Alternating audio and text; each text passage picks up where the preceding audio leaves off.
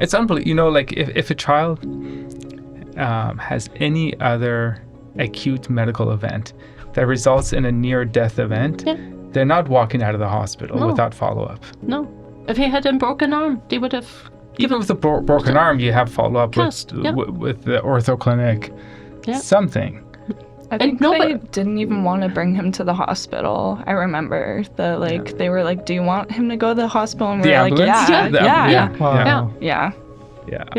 There was just that's. And I said, "What now? Are you? Is he going to stay here?" And he said, "No, you can go." It's like, wow. And then we said, "What now?" I said, "Maybe tomorrow social services will be at our door and they will help us." Nothing. Nobody came.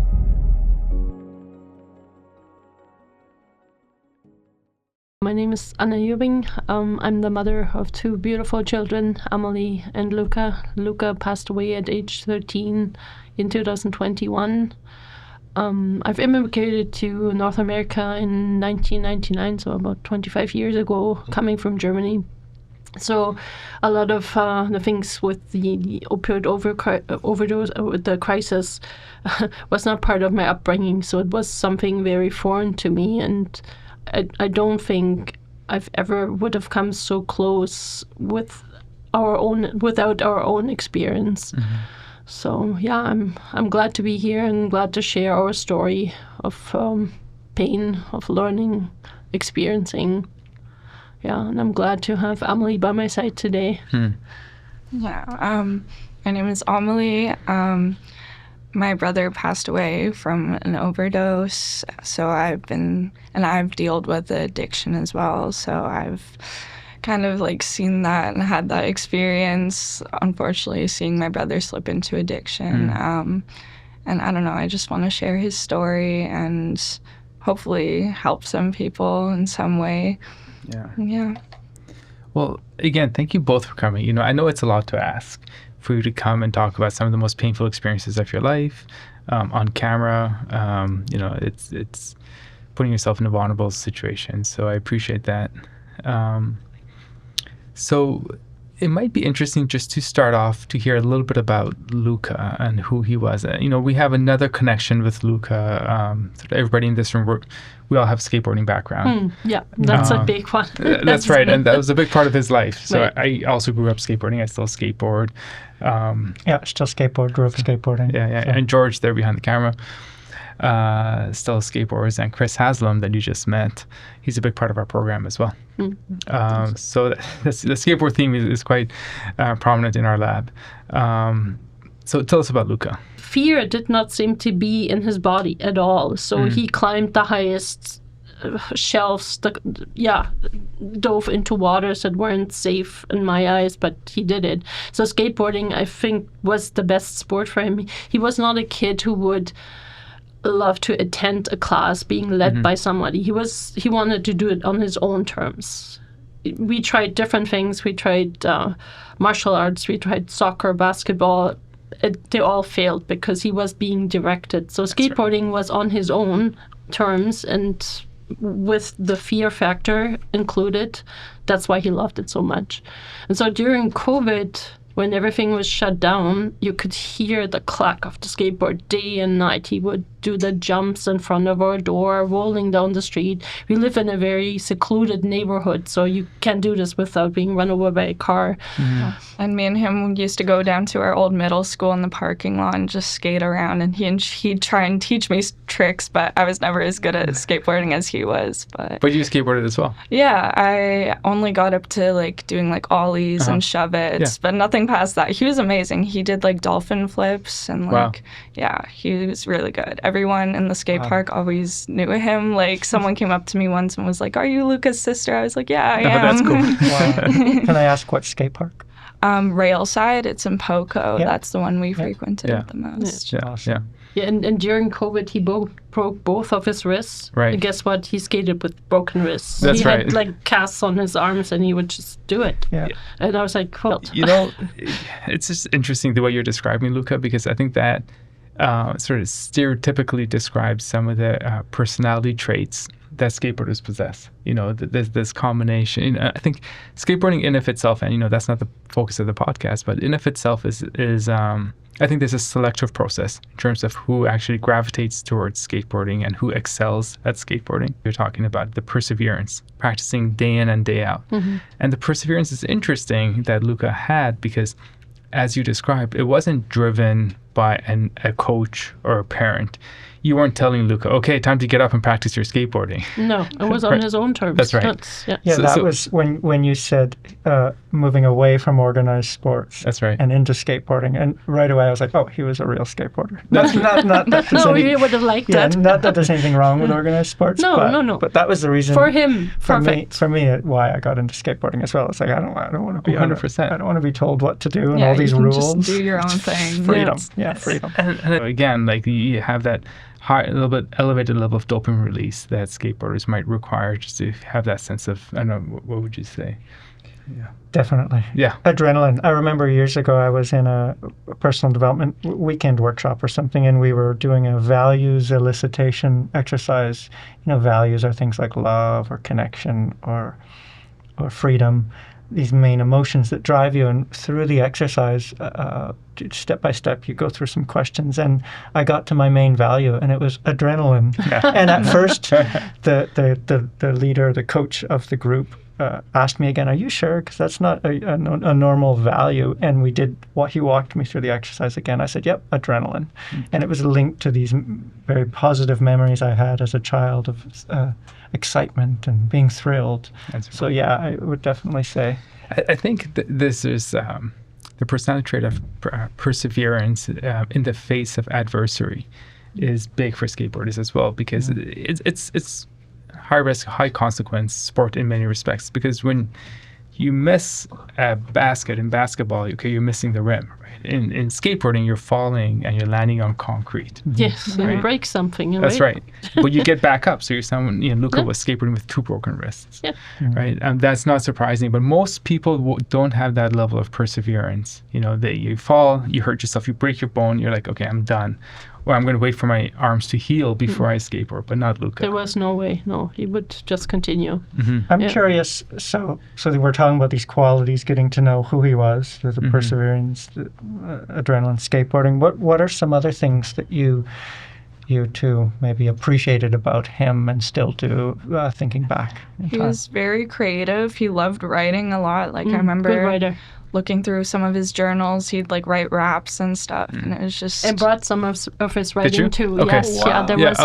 Good. There was a speech. I'm not sure if he ever held that speech in school, because if he had, they would have called us. So I can read it to you later on. Very excellent writer, very very smart, and for his age. He had a counselor who was vision impaired, so he could never see him. And he said, if I didn't know that he was 12, 13 at the time, I would have thought this was an 18-year-old. Yeah. The depth of his thinking, talking was incredible. Again, not surprising, right? Like that creativity that you're describing, super important in skateboarding, because skateboarding is not a sport that's routine. It's many sports, you have a form, you have to stick within that form, and that's what you're rewarded on, being consistent with. Skateboarding, it's the creativity and diversity in what you do, that's what's celebrated. So I'm not surprised that he was this extremely creative person, and that creativity went into other aspects of his personality as well, in his writing, music, and I'm glad you brought stuff in. I'm looking forward to hearing that. Tell me when. Okay. So it's just it's a speech that he wrote. I don't know what the topic was. I found it in his backpacks. There were little cards. I wrote it. I have the little cards still here. So I didn't find all of them. I don't know where they ended up. But this is his handwriting too. Oh wow! Oh gosh! I have it on my arm too. Oh wow! So it was named Comfort. And here's the speech. People are afraid to be uncomfortable. I'm not talking about stressed or anxious. I mean genuine uncomfort. It all started when schools added safe spaces. A good idea in theory, but are rainbows really necessary? A good example is therapy dogs, which I'm not against. Who doesn't like petting a dog? But do we really need to call them therapeutic? They are dogs. They're just dogs. They don't have a PhD. They're not licensed practitioners. They are dogs. A guy who is about to jump in front of a train, yeah, maybe he could use a safe space or a dog. But freaking out over homework isn't a mental breakdown. You don't need a mental health day because you are tired. It's gotten to the point where if somebody feels even slightly uncomfortable, there will be an entire ass legion of people to get them back into that comfortable state.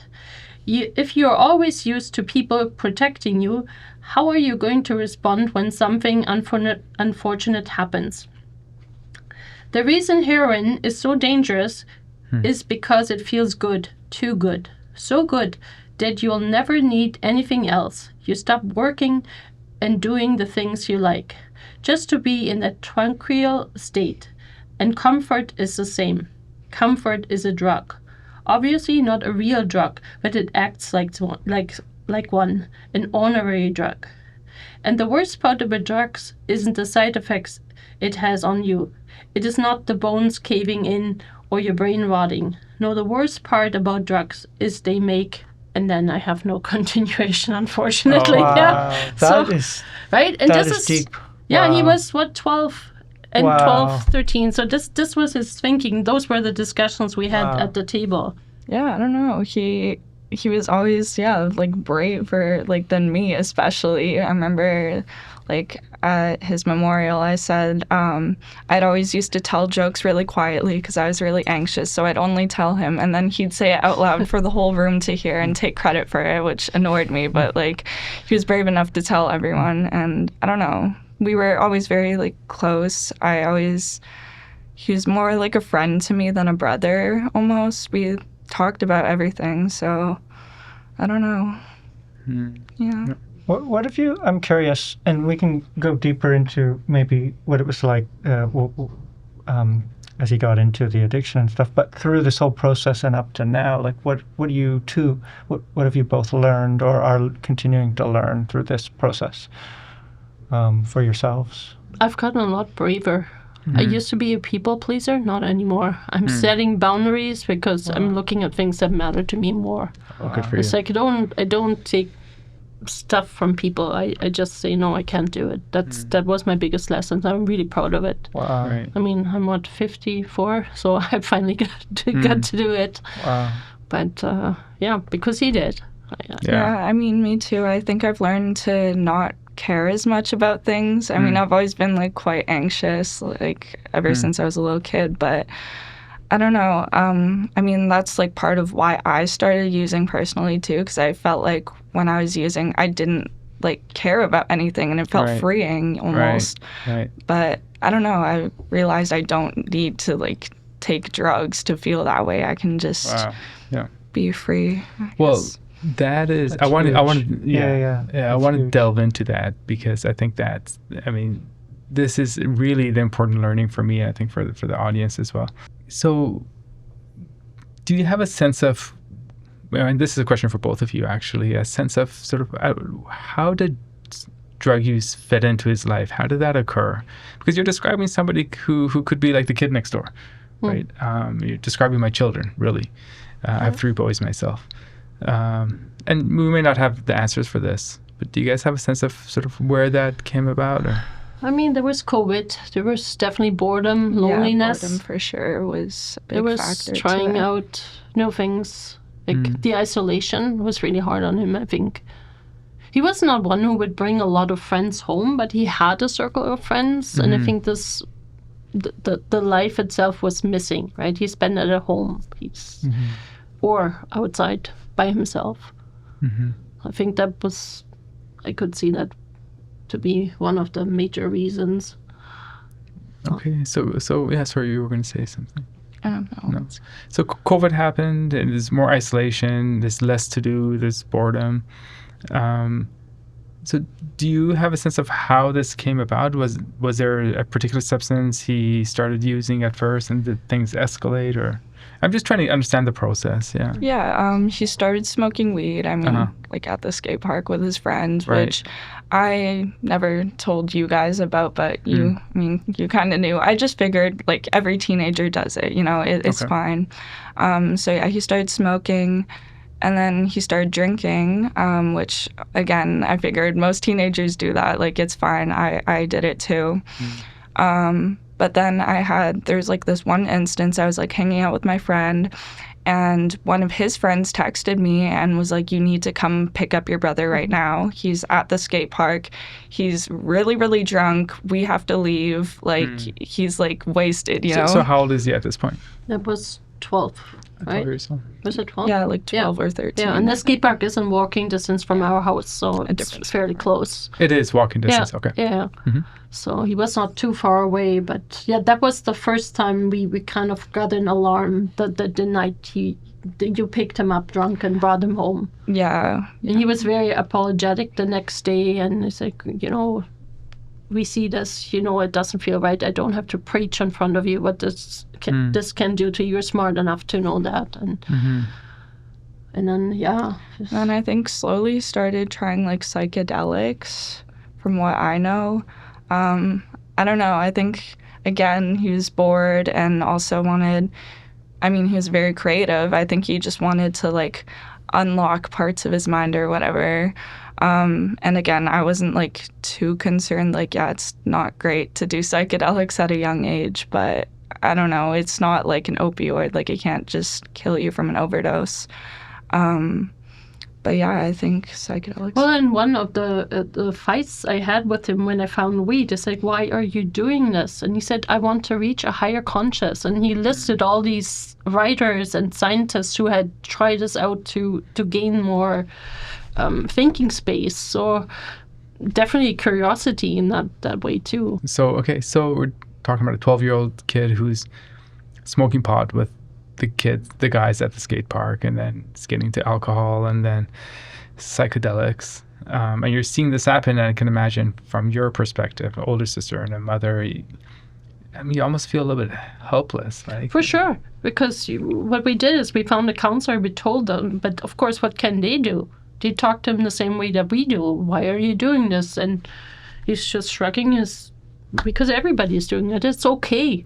And I remember we were in the restroom with both of you, and we were holding this speech in front of you, don't use drugs, and it's a gateway drug and all of this. And both of them were on the opposite side laughing at us, like, oh, you're boomers, you don't understand anything, it's so normal, it's so that's what we were up against, right? There was nothing much we could do, and you cannot lock him up because he would have jumped out of the window.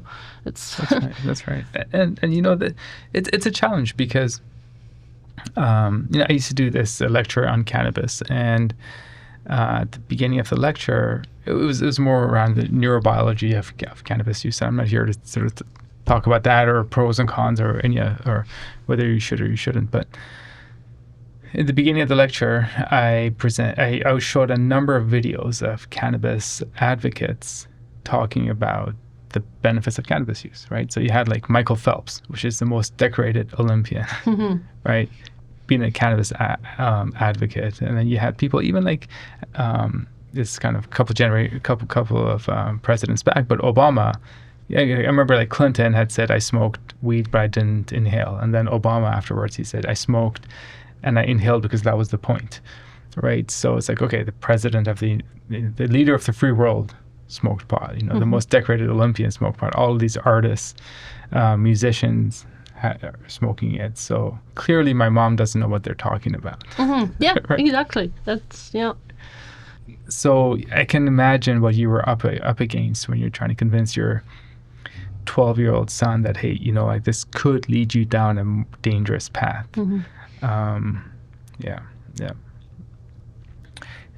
Did he, was there any indication that there might be some anxiety? For sure, there was anxiety, for sure. In what way? How did you know? So there were a couple of episodes when one of them was I found a bag of weed in his room, and we had this huge fight. I was telling him, what are you doing with this? Are you selling this to other kids? And he would say, I don't care. It got really heated, and then he ran out and he punched the wall. And then he came back and said to me, I want you to bring me to a place. And I said, what kind of place? Well, I looked on the internet and I found, what was it, open door in the New West. There was a place. Last door, maybe? Last door. That's you right. can bring me there and they will help me. So there was... Interesting. So he had researched it already. So there was some indication to him that this is a problem, and Yes. and I may need help. And he actually went as far as searching. Oh wow! And how? At what point was this? How old was he? It was also in the 12th, beginning 13th, I think. 13, Yeah. Okay. So and I said, you know what? I'm going to talk to your counselor because I have no experience with this. And the counselor said, this is not a place for a kid. There are no places for kids. If you bring him there, he will get into more problems. Let's see if we can solve this. Wow. So that was the answer. And of course, we looked online. There was nothing for kids that we could find nor afford. There was nothing. Yeah. I cannot imagine, because here you are as a parent. Okay, you're lecturing your son. You're telling him he has to stop, and then he needs help. And then he turns around and says, yes, I need help, and I'm willing to go to a place to receive help, but you can't find a place for him to go to, even though you're willing and he's willing. And so when the first overdose happened, that was in August before he died. So we were in the hospital, and Right. I said, what now? See, he just died. We brought him back to life at home. Amelie and Robert, my husband, he brought him back to life. And there we were sitting in the hospital, and after 2 hours, they sent us home with nothing. He said, you can go and see the addiction clinic. But it was up to us. There was nobody pointing us what to do. And so, yeah. It's unbelievable. Like if a child has any other acute medical event that results in a near-death event, they're not walking out of the hospital without follow-up. No. If he had a broken arm, they would have... Even with a broken arm, you have follow-up with the ortho clinic, something. I think they didn't even want to bring him to the hospital. I remember they were like, "Do you want him to go to the hospital?" And we were like, "Yeah." Wow. Yeah. There was just that's. And I said, "What now? Are you? Is he going to stay here?" And he said, "No, you can go." It's like, wow. And then we said, "What now?" I said, "Maybe tomorrow social services will be at our door and they will help us." Nothing. Nobody came. No call, no police, no nothing. Okay. So wow. Okay. I want to get back into the whole opioid use and how that, but just stepping back one step. How did you know? How did he get? Because we went from cannabis to alcohol to psychedelics. Opioids is sort of the next level up. How did he start? Emily, do you have a sense of how he may have started using opioids? I'm not really sure because for a while I didn't use with him. Right. I don't know. We had like this one friend that did drugs. Like she was in grade 7. I remember she was in grade 7. Yeah, she would do like hard drugs in the bathroom at school. And what grade are you in at this point? Grade 8. You were a year older, right? Grade 8. You were in grade 8. She was in grade 7. And what grade was Luka in? He was in grade 6 at that point. Yeah. But like when she started using, I mean. But yeah, she started using like meth in the bathroom at like grade 7. At school. So obviously we knew some people that had already been doing drugs, and she was kind of our go-to, I guess, for like information about drugs. Like I remember when Luka started using acid, she would always say, "Oh, if it's bitter, it's a spitter," like, so it's not like something else. But I assume he probably went to her or to someone else, like wondering, like, how does it feel? Like, I want to know, because... But didn't a dealer call you or text you and say your brother's asking for heroin, and that's when we knew he was doing something else? No. So But, yeah. this is 2021 now at this point? Yeah. 2020. And was it Dilaudid that was showing, Dillies that was showing up? Or was it, do you know which opioid was showing up at the high schools? I mean, the first opioid I ever used was Dilaudid. It was Dilaudid. Probably something like that, yeah. I did not know that. Okay. Okay, interesting. So that's the first one. Okay. We don't know, presumably. But in your experience, were the kids starting with Dilaudid? Yeah, I'd say so. Yeah, Dilaudid first, I think. Okay. Yeah. I'm curious. So you said you did use for a little while. Mm-hmm. What helped you through the process of getting to the other side of that?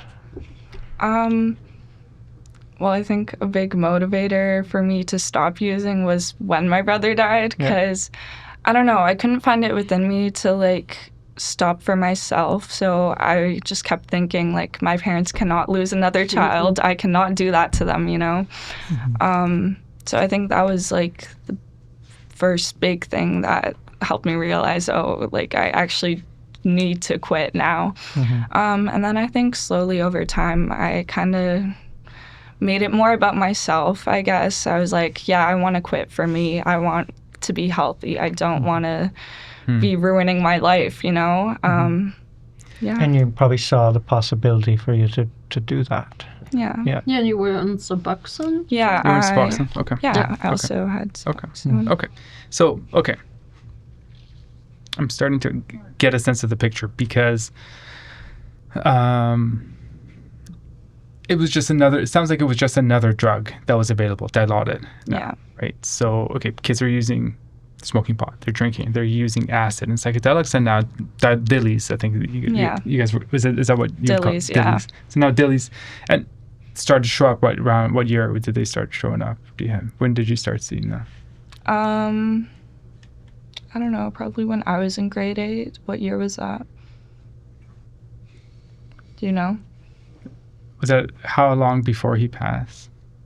Well, he passed when he was in grade 8, so 2 years. You would have. So It's 2020, 2019, 2020. Yeah. Okay. Around that Around time. COVID. Around COVID, Okay. yes. Okay. Just another opioid that people were using. Another drug happened to be an opioid. It was Dilaudid. And what was the perception of Dillies at that time? Was it as simple as, oh, it's just another drug, or was there a sense that this is dangerous, or was there? Yeah, I mean, I think there wasn't like that many people that were using Dillies, but I mean, I used with my friend and she told me, I mean, this is dangerous. She showed me how to use like a naloxone kit. So like we knew like this wasn't just another drug. Like it's something that like we can die from, you know? But I mean, we weren't also like educated about like fentanyl and stuff. Like You were or you were not? We were not. Did you know what fentanyl was? I learned after a bit, but not at first. Got it. No. Okay. So you guys were using Dillies. Mm-hmm. Now, did people then make the leap to fentanyl, or was it just Dillies that you guys were using? It was just Dillies, yeah. And then after a while, we started using heroin, which is basically just fentanyl. So how did you make that shift from Dillies to fentanyl, to quote-unquote heroin? What was the reason? I mean, for me, it was probably quite a different reason than my brother. My mental health was just at an all-time low. I did not care. I was like, I might as well try this before I die. I mean, me and my friend, when we were using, we used to have conversations about our funeral and how we wanted it to be like. We never thought that we'd live past 18. This is when you were using fentanyl. Yeah. So, okay. All right. Again, I'm just trying to get into your mindset at that time. But why switching from Dillies to fentanyl? Why not just continue using Dillies? What was it about fentanyl that was now more attractive than Dillies? Well, for me personally, I think it was just because I was like suicidal, and I kind of like, I don't know, I liked the risk of like. So was it the fact it was stronger? Is that? Yeah, I guess I was stronger. And then when you first used fentanyl, how different was it than Dilaudid, which is hydromorphone? It was very different. Yeah, in what way? I don't know. I mean, I remember the first time using it, like thinking like this is like the feeling I've been searching for my whole life, basically. But yeah, no, it was just a lot stronger, and that made it like a lot more appealing, I guess. This is really interesting for me because when people who haven't walked through your shoes, they may think, why would anybody ever do this? But you're describing the feeling that you're waiting for your whole life. So describe that to me. Like what was different about being high on fentanyl that made you think this is what I've been wanting to feel like my whole life? It was just, it's hard to describe the feeling, you know? I don't know. It's just like you kind of like everything goes very quiet. You can't like recall a time where you were like sad or feeling uncomfortable. Like you're very like in the moment, I guess, and like it feels like a warm hug. I think a lot of people describe it like that. It's very much like a warm hug, and I don't know, it kind of just shuts your brain off, and that made it very remember appealing. that conversation that I mentioned earlier in the restaurant with the both of them sitting opposite laughing at us. They were saying, well, it feels really warm. It feels like a hug. Who was describing this? Our kids were saying, because we were saying, what are you getting out of this? Oh, wow. And that's what they were saying. Question. And they are not kids who were not hugged. I mean, they had to pry themselves out of my arms. Like it was not. I mean, if I can chime in, coming at it from the angle. You have to interrupt me because people have said I like to hear the sound of my own voice. So if I talk a lot, just chime in. So the work that I do, I don't do work with addicts, but I do work with anxiety relief, helping anxiety relief, and mindfulness coaching is what I call it. But it's almost everything people do is either to avoid anxiety or to gain a feeling. Like I've seen people in the sessions they've done with me so anxious where it's affecting their health. They have ulcers, they have this and that. You know, I'm not a medical doctor, but I can definitely see the connection between anxiety and how it's connected to. For me, when I went through anxious thinking, it was depression as well, depressive thinking. But everything is to try and get a feeling. And you said something about when it just goes quiet. Yeah. Just goes quiet. And there's actually an exercise that I can't not mention because it's helped me in my life a lot. And when I see clients, I always guide them through just an exercise of helping them turn down that internal dialogue.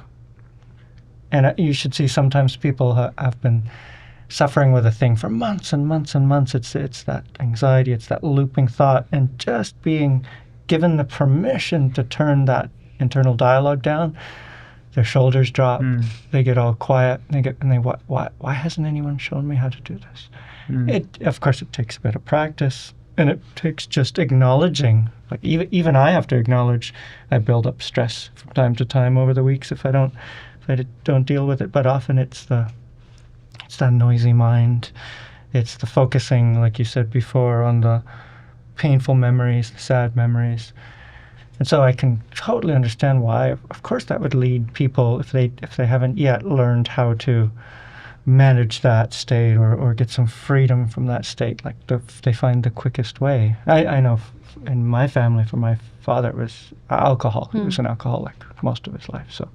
So yeah, the quiet mind is definitely.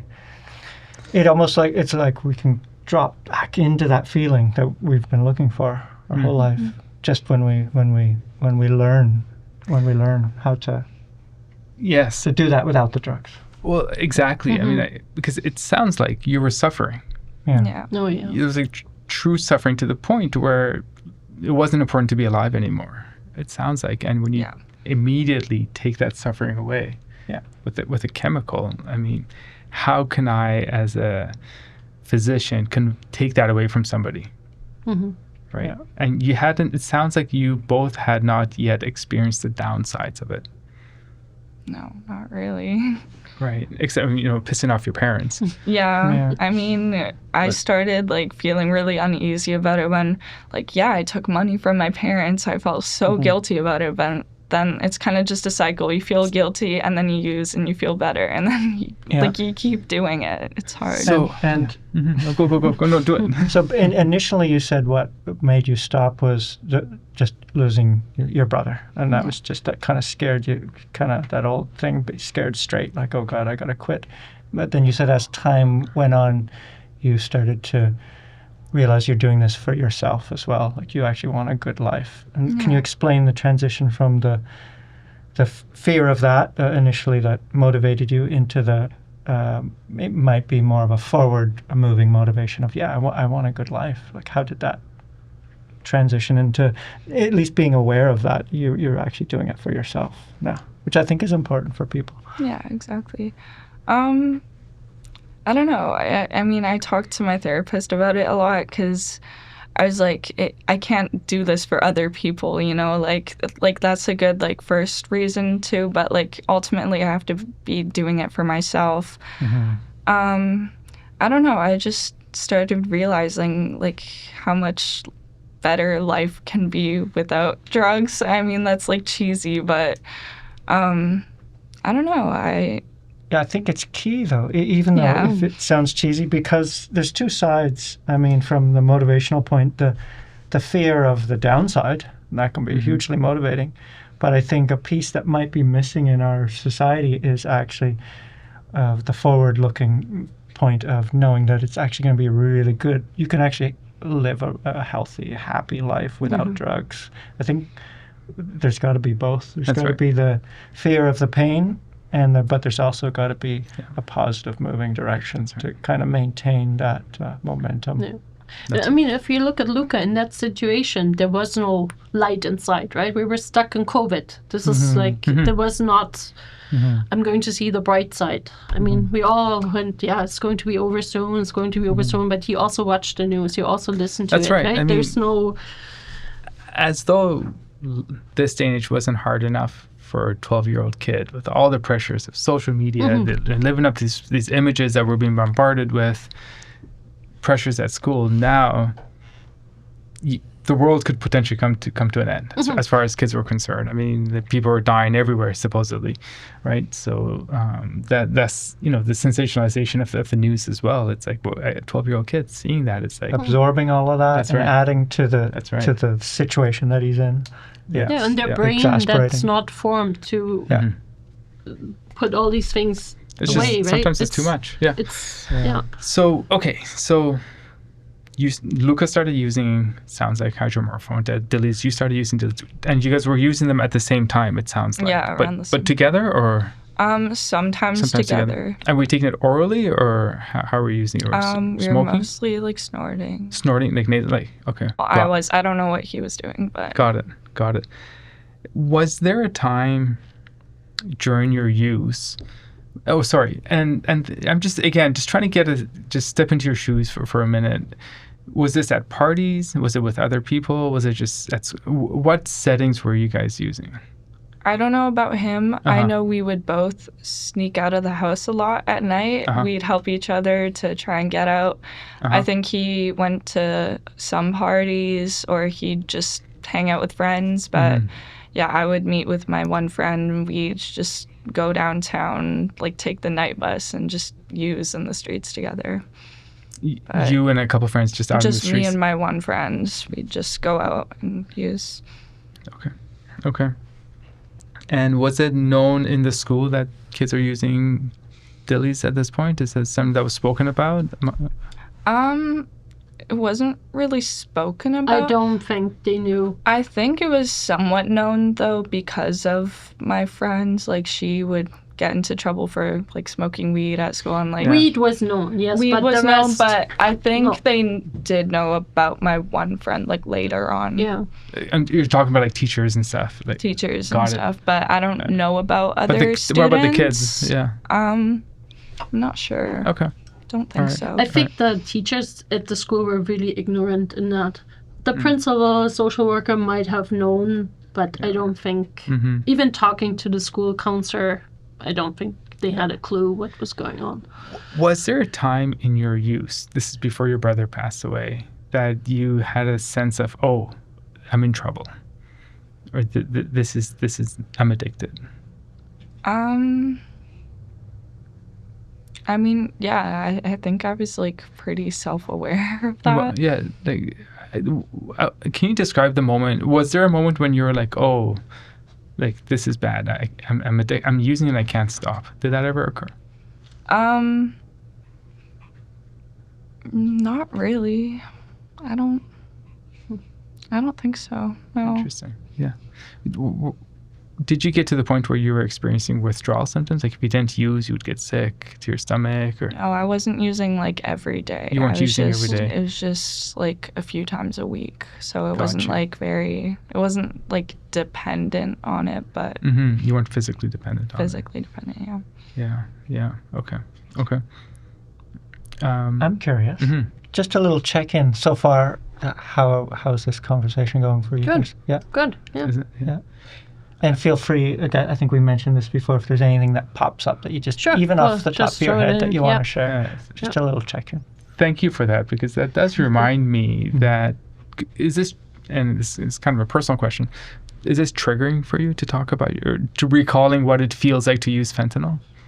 I mean, it's hard to talk about. Definitely not easy. In what way?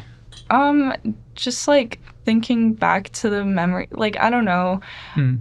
I think about drugs like every day, so like talking about them like makes me want to use more almost Yeah. in a way, but I wouldn't.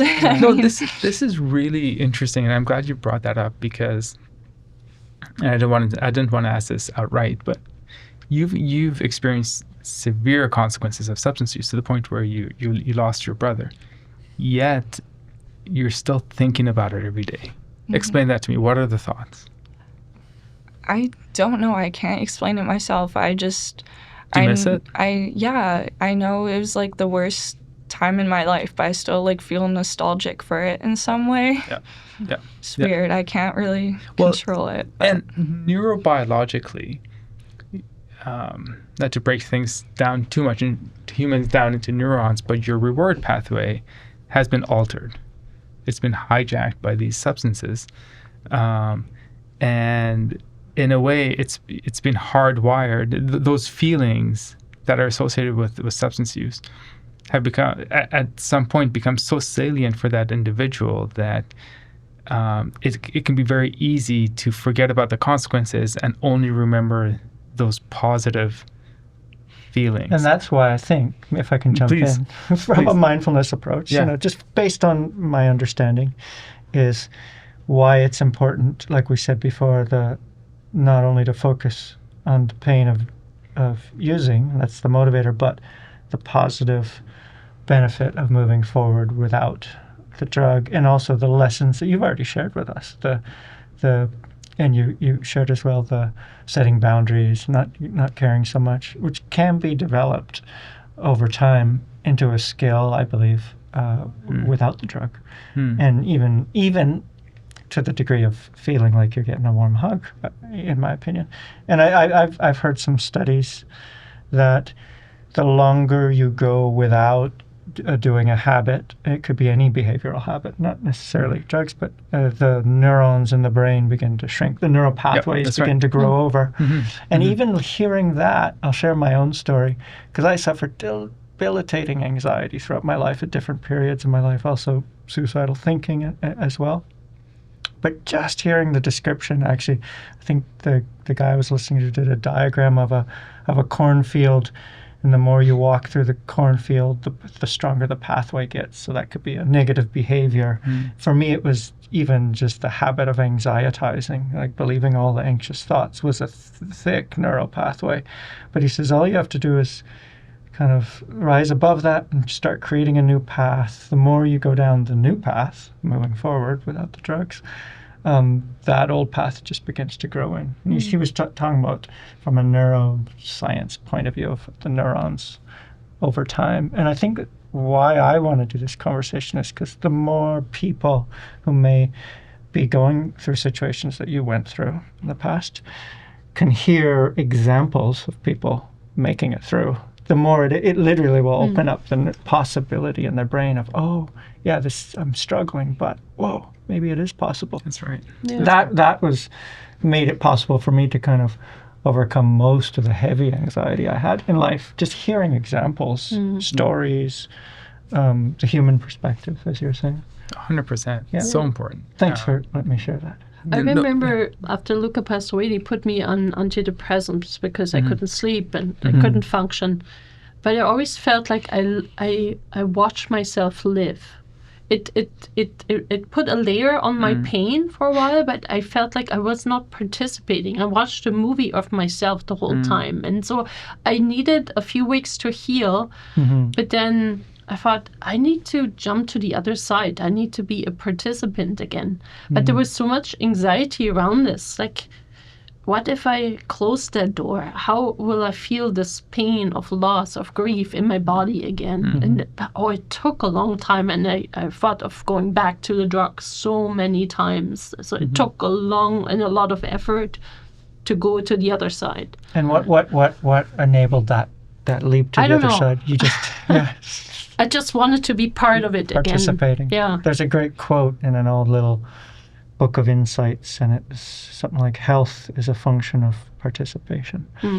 I think that's true with the potential for conversation and connection. It can be very healing. Participating in life. And for me, this is what I do. I heal through my work. I work yeah. a lot to the point of exhaustion that sometimes I say I can't do it, but it brings me, it lets me get up every single morning. And so that's my drug. Right. That's your drug. I need to develop some of that. It's I just have to find the right work, right? It's, the right work. Well, and so and Emily, I mean, thank you for being so open and talking about the triggering aspect of talking about this and how you still think about it. You know, some people, it's just important to be real and for people to understand that that's part of the process, and there's nothing wrong with it. And there's nothing to fear. That's right. Just because I'm having thoughts doesn't mean. Exactly. It's normal, and just like Gord is describing, I believe it's overcomable. But you just mentioning that, I think, can be very helpful for other people. Yeah. I'm curious what you would tell, say, someone who was in your situation a number of years ago when it was the most difficult. What would you tell them to help her or him get through that? Oh, that's hard. Even if it's just a simple lesson, 1 or 2 words, and if nothing comes to mind, that's fine. I don't know, just, like, there's a way out. Like, you may think, like, it's impossible, but it, like, really isn't. Like I said, like, I didn't even think I was going to live this long, or my friend, and, I mean, now we're both sober, which is, like, amazing. Good for you, yeah. Yeah. Nice. I think that's beautiful. Yeah. There's a way out, no matter what you think. There is a way out. That's right. There's just the element of hope. I want to talk about your recovery story, but before we go there, I want to turn the attention back to Luka. You've painted, again, this clear picture of who he is in my mind now. Starting out, energetic, beautiful kid, creative, capable, skateboarding, starting some risk-taking behavior, kind of activist at school, starts smoking pot, pressures of COVID are catching up, there's anxiety involved, and then kind of moves on to alcohol, then finds hydromorphone or Dilaudid at school, starts taking that, and then made the jump to fentanyl, it sounds like. Was there a moment when you guys, was it always sort of like just, did it go from, okay, this is happening, to sudden overdose? Or? Well, we were made aware by Luka's counselor, the vision impaired man I mentioned earlier, that Luka had mentioned in a talk with him they were using heroin. So he called us and told us, he said, I have to tell you this is risk-taking, we need to do something. So, of course, we confronted Luka, which I don't know if that was the right thing to do at that point, because we mentioned in this talk that we had, we knew his dealer, we knew who his dealer was, and so he just went to get another dealer that... What else are you going to do? What else? Probably, what do you do? That's the thing, right? And so then Luka refused going back to this counselor. He felt betrayed. But that was the first thing we learned, that he was using harder things. Right. And then it sounds like you guys took some harm reduction measures. You had naloxone in the house.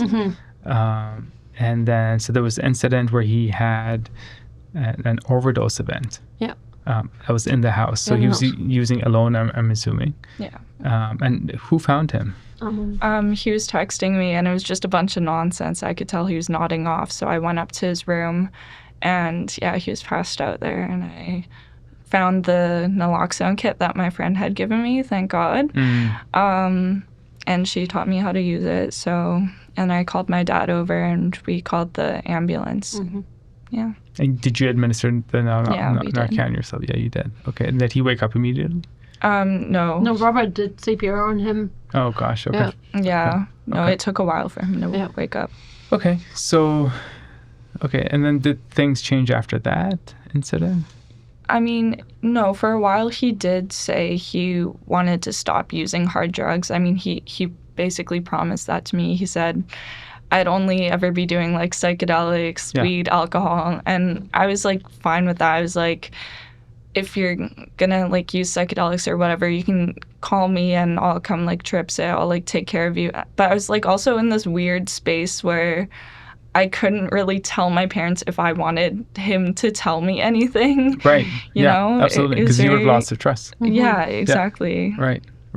And who knows if that would have been helpful. Yeah. Exactly. Okay, so you went through this period where he's like, that was too much. I'm going to. And then what happened? Did he started using opioids again? I don't know what happened. Well, he was, so after the first overdose, and us not getting any help at the hospital, we went to the addiction clinic in New West and to talk to a doctor there, hoping that he could assess, is he addicted? Was this just experimenting? What should we do? So the doctor said, he's thinking he's just experimenting and everybody does it, kind of. We could also put him on Suboxone. And this is us the night after, or the morning after Luka almost died, sitting there, us being glad he's alive. We could not make that decision. We did not even know anything about Suboxone. So we said, no, he's not an addict, like we didn't know. Right. And then my husband took off work to find somebody who could help us with that. So he called around and he found an organization, what are they called? START, I think. And so he was in the hands of a counselor who was specialized in addictions and youth. And he did an assessment with him for 5 weeks. And then we were called into Azure Hospital to talk to a psychiatrist who would then evaluate the assessment. And he said, I don't think there's anything wrong. He's experimenting. I don't think, and I said, I don't think so. I said, he almost died. We know this is what he has been using. There is a problem. And no, we were sent out. We were sent home. And that was 2 weeks before Luka died. 2 weeks before you were sent home. Yeah. He's there was no, I think he also felt, and I remember the day he died, he came home from school and he was really down and said, I'm coming up to your room. Maybe we can talk a little bit. Okay. And I said, how do you feel after all of this, the assessment and all? And he said, I don't know, disappointed not to get any help. Very, I think he felt ignored, just like we did. Ignored. Very brushed off, very, this is just a misbehaving teenager. Don't let him wrap you around his finger kind of idea. That's how he presented it to us. Very arrogant, very. And then we went on a walk to 7-Eleven, the three of us, right? Got candy. And that was the last time I saw him. He died next to my bedroom, in that room. Did you find him? My husband did. When he got to bed, there was still light in his room, so he went in and And we could not get him back. We tried. But Were you in the room, in the house as well? Yeah. Yeah, I was in my room. As soon as I heard my mom scream, I already knew what happened. yeah. And we said, there's this app you can, if you're using, put it on so we know. It sounds like you did everything you could possibly. What more can you do? I don't know. As a I'm parent? thinking about it, of course, every single day, Yeah. right? I don't think there is. I mean, he wanted help. You took the treatment route. You got him the counseling. He saw a psychiatrist. He saw an addiction medicine specialist. He himself researched treatment programs. You took a harm reduction approach. You guys knew about the app, Lifeguard app, I'm assuming. Lifeguard, yeah. You guys had naloxone on that. Like, what else? And it sounds like the help that he needed, you guys could not access. Mm-hmm. And you were turned away. Yeah. Too young, not that's possible, right. not whatnot. Right? It's just again, like if any serious medical event, you leave the hospital, you get follow-up, or you don't leave the hospital. Yeah. Okay, so you guys called the ambulance, they came, they couldn't resuscitate him. And that night you were told that he's passed? And then what happened? Silence. A lot of silence. Police came the next day. Well, they were in the house that night, but they came back the next morning.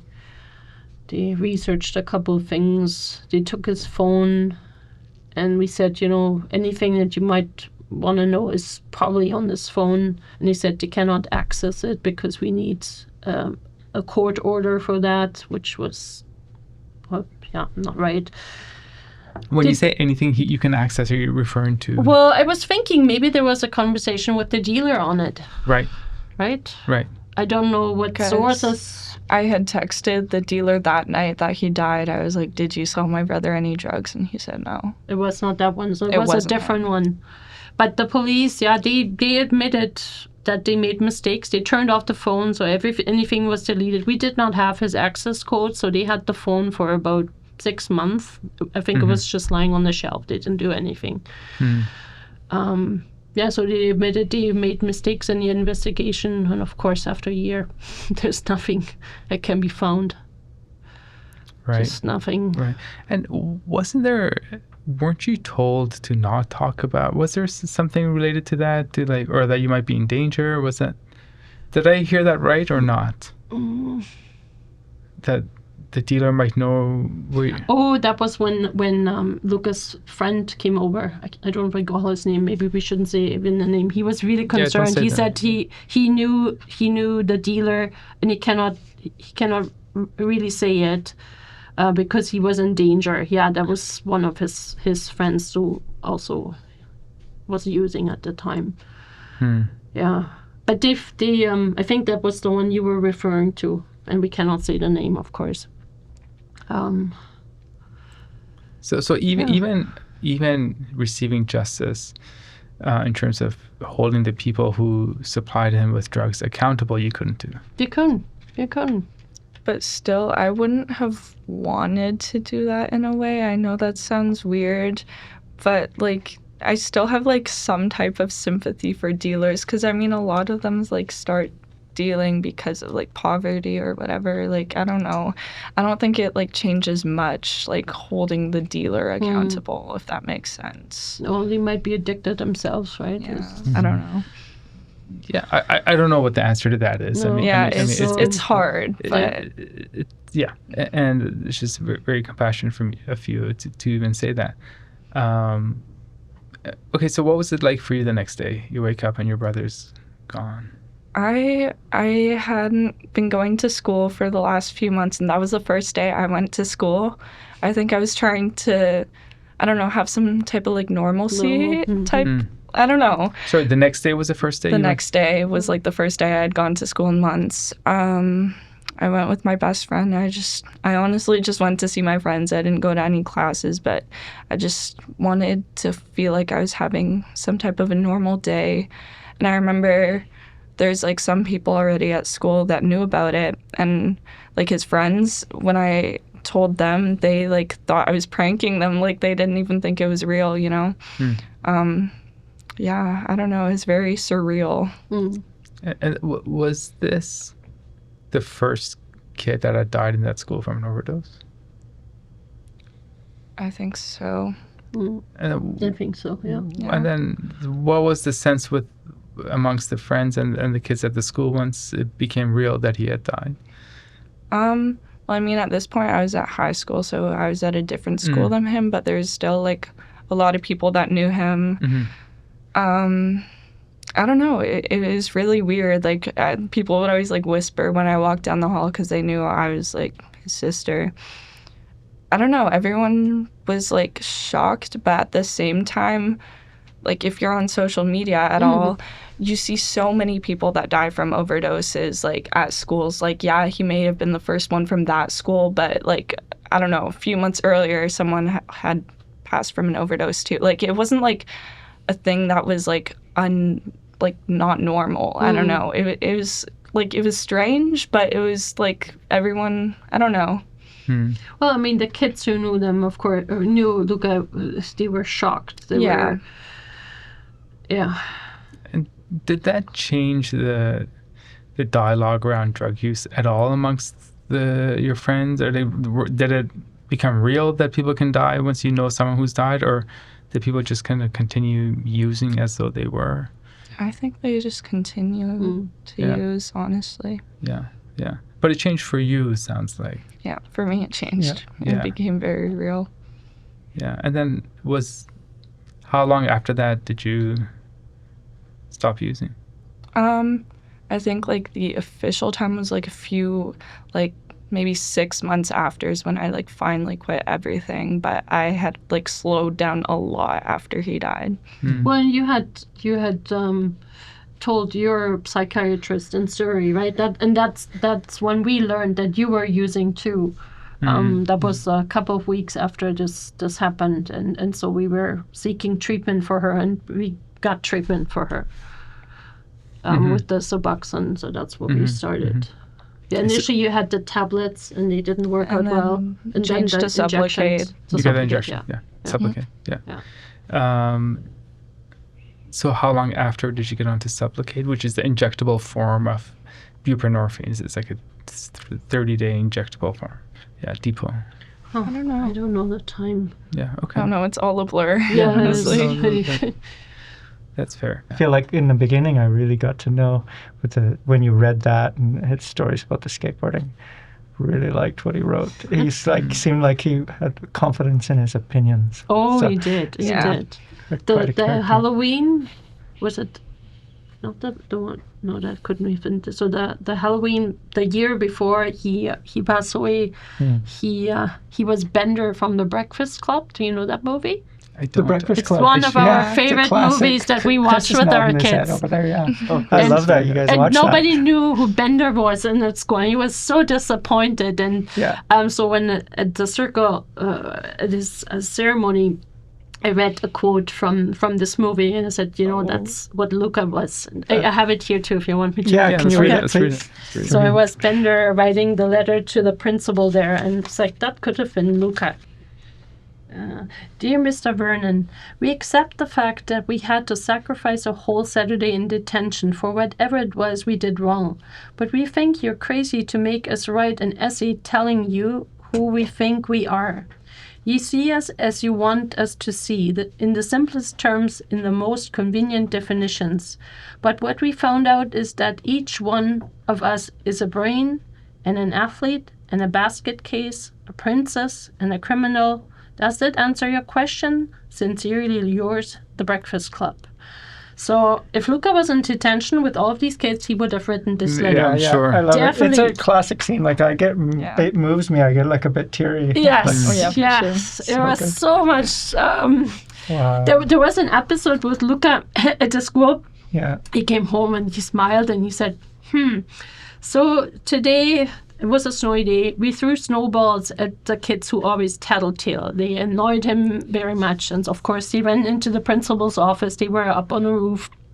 And principal came out and said to them, boys, you can't do that. What do you want me to do with you? And Luka said, the punishment fits the crime. So they had a snowball fight with the principal. It's like, he won his heart right in there. That's sweet. It was like, and those were awesome. the people he connected with because, they came level on level. It was not punishment and nonsense, right? And I love this that you guys can remember so vividly the good times. What are the notes that you brought? Yeah. So this is the comfort what I read to you in the initial. So this was That's Luka's the one. speech. But again, I never know if I don't know if he ever held that speech at the school or if it was just in his backpack and they forgot to call him up or And you wrote. Did you write a book? I wrote in kind of a book review reflection. That's right. So That's right. there was an I own a bookstore and there is whoops, is this me? Let's try. Sorry.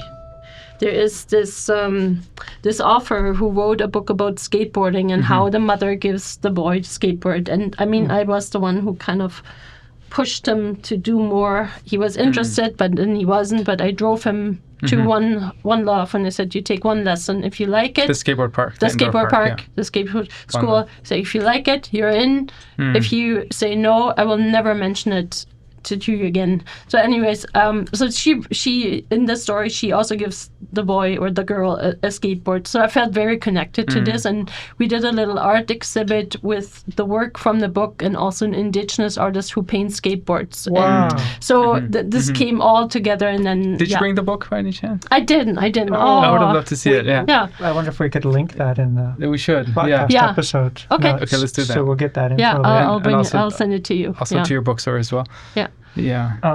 I'm curious, Chris, as you're sitting back there, I know initially when we had the idea of you sitting here, you want to chime in, or are you just happy just to kind of... I'm listening. You're listening? I don't know if any you were- curiosities or questions? Or? Yeah. You weren't here, I don't think, when she was describing his skateboarding, but he could do dolphin flips. Yeah, he was a dolphin flip master. Yeah, there are videos of Unique him breed, all those over the guys, place. What's that? The unique breed, the dolphin. That's right. Yeah. That's kind of cool. Yeah. Yeah. But, Oh, no, that's pretty cool. So what does the future hold for you, Emily? I mean, I don't really know. Yeah. What are you doing now? I'm just taking a gap year. I'm just working in a restaurant, and Yeah. I don't know. I'll probably go to school for like psychiatry. Yeah, or that was something your like that. interest. Mental health, That's yeah. my plan. Good Yeah. for you. Nice. Yeah. Yeah, that's what I was going to ask. I was going to say, what Yeah, does please. the... You kind of asked it, like, what is the future? she did a big Hold. trip to Europe with Oh. her friend on her own. Where did you go? I went to a bunch of places. I went to Germany, Prague, Amsterdam, and London. So Nice. on her own. Nice. Because you came from Germany. Yes. Yes. And so do you speak German too? yes. yes, I do. Chris speaks a little bit of German. Nice as well. to see you. Ein bisschen. Yeah. But yeah, that was a big highlight last year. So, I mean, this is a nice way to kind of come towards an end because it's a success. You know, like you have come out the other side. You both have gone through this tragedy, right? We're using your very difficult experience to hopefully help others. Can I ask what are you doing for your recovery right now? How are you describe thinking about it every day. How do you get through the days in that regard?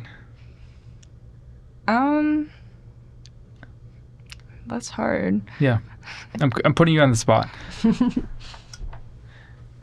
I try to, like, when I think about using it, it's never that serious, but when I think it could come to a point where I might use, I try and, like, see my friends or do something that makes me happy and, like, gives me not the same feeling, but, like, a similar sense of, like, a warm hug, you know? I love spending time with my friends. They're like my family, basically. I love, like, writing music and stuff like that. So just, like, having an outlet to, like, Yeah, she's Beautiful. a Pour all the kick-ass thoughts. musician. Are you? Yeah. What kind of music? I play guitar and Uh-huh. I play bass in a band, and we do, like, mostly, like, rock music, Nice. which is cool. Okay. Very cool. We could do a link to your. Do you have any music? We don't have online? any out, but No, we you have an don't? Instagram. Oh, you do? Yeah. We'll put a link to that. We'll link to that. Yeah. Yeah. Sweet. And you own a bookstore. I own a bookstore, children's bookstore. Yeah. Oh, very cool. So in the West at the Quay, I built it myself 15 years ago. Wow. I started it Good for you. and survived COVID, survived Amazon. Right. And it's a rocking place. It's it? really Okay. good. Yes. What is the Never name? out there. Kinder books, like Kinder kinder books. books. Oh, Yeah. I see. Yeah. Okay. And, yeah, surrounded by. Yeah, I write children's stories. Awesome. I'll share them with you. I've yeah, often please. had the thought of writing a children's book for mindfulness or confidence, just very simple lessons, but with the purpose of the parents that read the children the book, they'll also learn the lessons too. That's a good because one. I think Two in one. Yeah. we all need to. Yeah. And you Yeah, know, it's the parents mostly have the problem, Yeah. not the kids. That's It's the right. kids that have the. Yeah. You're right. that's right. And going Cool. back to Luka, before we come to an end, you know, like going back to all the qualities you were describing, sort of the qualities of Luka, then how they related to his skateboarding. I can imagine that in a different circumstance, you know, if he was to apply those qualities, you know, later in life, like he sounds like he could have been anything. Oh yes. Right. Right. And he had plans. That's I mean, right. Yeah. after the first overdose, he said, I'm going to stop when I'm going to high school because I want to do all these things. I want to, right? I Yeah. remember that speech, right? He was Yeah. very strong on that. And it's something to think more about in terms of, again, back to the skateboarding connection, because we describe all of these qualities of skateboarders. But I sometimes wonder, and I'm looking into the evidence of this as well, whether those same qualities may put this youth population at a higher risk of addiction. You know, that thrill-seeking, novelty-seeking behavior, risk tolerance, etc. You know, one way of achieving that sense of gratification is by these risk-taking behaviors on a skateboard. Another way is maybe to achieve it chemically through substance use. I don't know where the evidence is in terms of whether that's actually true, whether we do need to kind of have a closer eye on our friends who are involved in action sports skateboarding. But I think it's worth mentioning, just because if that is a connection, then we would be doing ourselves a disservice as skateboarders to not check in. Yeah. I like this idea of help. If we know that might be the case, helping people channel that same energy into other pursuits that would help 100%. them. But I also think it might be linked to an intelligence. You know how people are extremely intelligent, they seem to also worry more. But like my dad was extremely intelligent, but also became an alcoholic most of his life. But just knowing that they can channel that intelligence into better self-care, well-being, mindfulness, or whatever. Well, and one And characteristic, he seemed really intelligent. as we said, is Luka was not a follower. That's right. No. Like, he didn't follow the sheep. And so he might have felt excluded as well because of that, because he said, I'm not going to the school dance or whatever. I just, you know. You know, like I do a lot of medical research. About half my time is involved in doing clinical research, and I can tell you that, you know, our research has been very successful and cutting edge in terms of a lot of it's related to pharmacology and addiction, particularly fentanyl addiction. But when people ask me about, you know, how is it that you've come up with these ideas or you've gone through with these studies, etc., it goes back to some of those same characteristics. You know, like thinking outside the box, seeing the world slightly differently, but also being able to tolerate some element of risk, but taking calculated risks, persevering. You know, all of these qualities that you described that Luka had, I firmly believe that those skateboarding qualities that I had that have helped me in my medical career and my medical research, etc. I think it's directly translatable to that. Maybe that takes the stigma off people who get into drugs. That's right. It's not that they're actually highly intelligent and skilled and Well, maybe you're- seeking adrenaline. Like That's right. I think that you've talked about this before, taking the stigma away. Well, you're exactly. I mean, you're taking the words right out of my mouth. Exactly. That was the point. Is that some of the same qualities that these individuals have, if applied in a different manner, I think counselors in the future, therapists, counselors, addiction counselors, need to get better at pulling out those good qualities and helping people channel them into to better well-being, health, etc., etc. Instead of, like you said, he wasn't. And he was like he wasn't a sheep. A lot of people might want to put him into a category Yeah. instead of bringing out his individuality. Use this instead of Well, hopefully he can. I suspect he can still be a source of inspiration for people. The story. The story. Your guys' For sure. story. We did kind of a memorial site, and a lot of the kids have written on it. If you read their comments and like how much they miss him and what they appreciated in him, I can send you that link too. There's Okay. Yeah, That would it's be wonderful. very, and it is a celebration of life. We only could invite 130 people or so. We rented a hall, and because of COVID, numbers were restricted. But I said I want the kids to be there, and they came on their skateboards, and that sound of them rolling there, it was amazing. And many of them spoke as well, and it was very touching. The way they met him, like one boy would say, he put his leg out and he tripped over him, and instead of getting angry, they became best friends. It was really cool. That's touching. That is sweet. So there were many of those moments. So I think kids might have. I mean, we still get texts at his birthday, which would have been on the 29th or the day he passed. Like kids still are in contact with us. And they have a picture of him up at One Love. Is that right? Yes, yeah. I think I don't know if it's still there. I haven't been there in years, of course, but yeah. Well, Yeah. Thank you so much for Yeah, coming. Thank you. Yeah, This is it's I didn't know what to imagine, but this feels really good. Feels really supportive. Yeah. Well, thank you, and again, like this is by sharing. I suspect you've helped a lot of people. Definitely. Yeah. And maybe in the future sometime connect back in. And I'd like that. It would be nice, and Emily also to stay in touch with you and kind of hear about what you've been up to, and maybe have you guys both come back at a certain point For sure. to check in would be great. Yeah. All right. Thank you. so, yeah, thank you. Thank you. Okay. Thanks, guys.